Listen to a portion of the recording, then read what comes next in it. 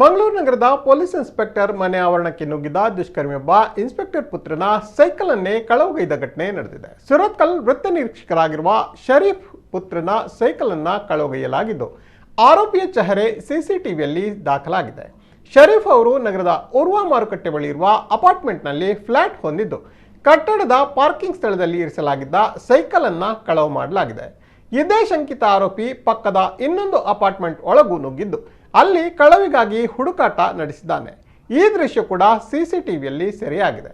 ಇದೀಗ ಪೊಲೀಸರು ಆರೋಪಿಯ ಪತ್ತೆ ಹಚ್ಚಲು ಶುರು ಮಾಡಿದ್ದಾರೆ.